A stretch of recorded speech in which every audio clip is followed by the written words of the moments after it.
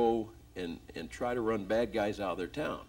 So what they did was delegate their right to keep and bear arms under the Second Amendment to a person called a town marshal or sheriff. Now, that person, by going to work for the farmers and the teachers and the, you know, the people in the community, had no power to carry a weapon as their servant unless the people gave them that power. Right. Isn't it silly today that now the police say the people have no right to have a gun, but we do? We do, right. Well, see, it's ridiculous because if the people don't have a right to have a gun, your servants sure don't have a right to have a gun. But so what we have is also they have learned that to protect themselves, bureaucrats and appointed officials or elected officials, to protect themselves, they've come up with this plan to incorporate the state, to incorporate the cities, you see, and towns. And once you do that under corporate law, a corporation cannot have an army, an armed army to go out and deal with the citizenry. Right. It can't happen in corporate law. So really, your only lawful law enforcement person constitutionally is the county sheriff that is voted in by the people.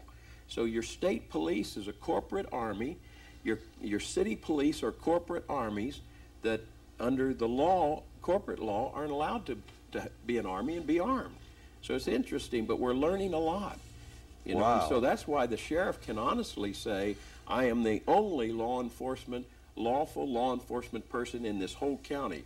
And if the state police come in and try to usurp his powers and do things, the sheriff can say, no, you're not going to do that in my county.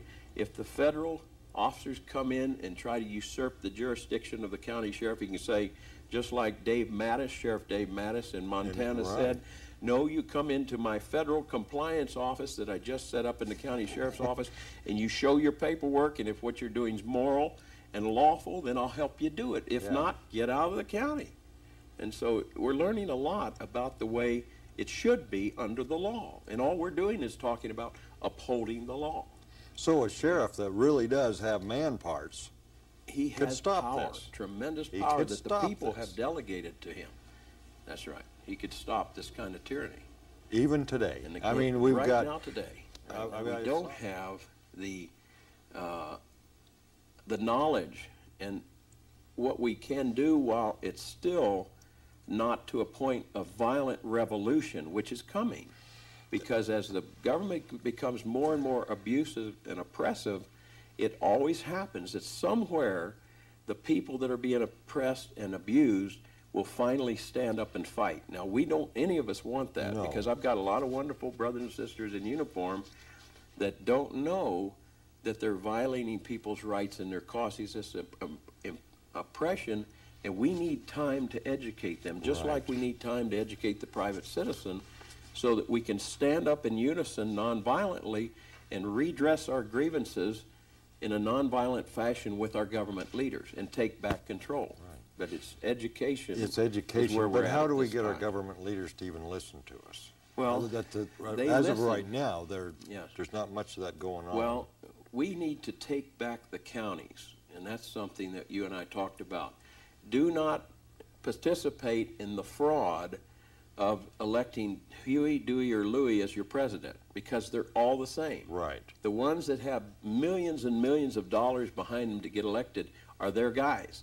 So it's a fool's game to spend your wealth, your time, and energies electing their guys to Washington when you can take over your county and you can vote in people in your county that will uphold the 10th Amendment and protect you from federal encroachments on your rights and your property, state encroachment on your rights and property, by putting people that love God and love the Constitution and understand how we've gotten where we are and how to recover the system in those offices in the county. The most powerful office in the land is county elections. Right. Because it's closest to the people, too. And we do this daily. We educate our police and soldiers, and we get many hateful letters from our brothers and sisters in uniform, too, where they'll say nasty things. You guys are revolutionaries. You guys are anti-government. But I love the letters that always end and say, if this is true, prove it. because, of course, we can. Sure. We've got 17 filing cabinets, not drawers, cabinets filled with every bit of documentation to prove to any hard-headed police officer or soldier or any private citizen exactly the facts and the evidence to prove everything that you've said on this show and that we say in our publications. Yeah. Every day, Dennis, I say praise God Almighty that we have more police and soldiers realizing, like we didn't 20 years ago, that we, by violating people's rights, by doing everything government tells us to do, usurping the power and the rights of the people to government, we are building a socialist slave system for my 3 kids and 7 grandkids. Yeah. And so many police and soldiers today are seeing that and saying, wait a minute, I know I want my pension. I know that I should shut down, be quiet, and not make waves, and I should do exactly what I'm told because I might lose my pension or I might be persecuted and ostracized. But they balance the freedom of their own children and their posterity to standing up and speaking out, and guess what? They find that it's, of course, their choice to stand up and speak out against despotism and usurpation of the people's rights. Right. So this is a wonderful time to see many joining us today that didn't 10 years ago because they couldn't see that this can happen in America. Well, it is happening. The Office of Sheriff, Shire Reeve. Now, Shire Reeve is keeper of the county, Old English. In Britain 1,000 years ago, the sheriff was called the Shire Reeve, or the keeper of the county. Keeper of the county. Okay, the Office of Sheriff, Shire Reeve, characterized in Anderson on sheriffs, coroners, and constables as one of the oldest offices known to the common law system of jurisprudence, originated in medieval England. The office is certainly the oldest county office in the United States, even older than the position of Justice of the Peace, with over 1,000-year history. The office is truly a constitutional and common law office. There we are. It originated out of common law. And so what you're saying is, if they elect you, you need to find out what they want and provide that. That's your job, is to provide what they need. Absolutely, and certainly to protect, and certainly to protect their property and their rights and those various things that the sheriff should be doing. What happened here is so unusual. This man was elected 5 times, and correct me if I'm wrong, stood up, raised his right hand, swore an oath to the Constitution of the United States and the state of Nevada to protect against all enemies, foreign and domestic, as do all sheriffs that are elected into office. But you took it a step further. You actually do it. Oh, yes. That's the difference. Because, like I say, I've read the Constitution, and I've watched what a lot of sheriffs have done or not done, and they do not uphold that oath. They do not uphold the oath to defend the Constitution of the United States or the Constitution of the state of Nevada.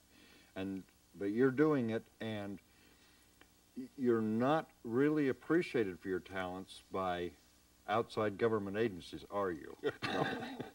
No, I think that I'm looked at as somewhat of a rabble-rouser, or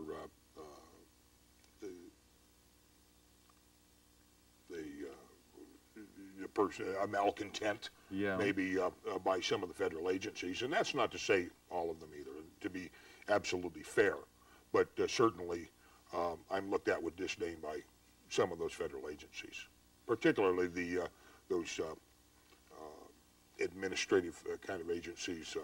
But that's because you obey the law and you force them to obey the law. Is that it? Well, yes, and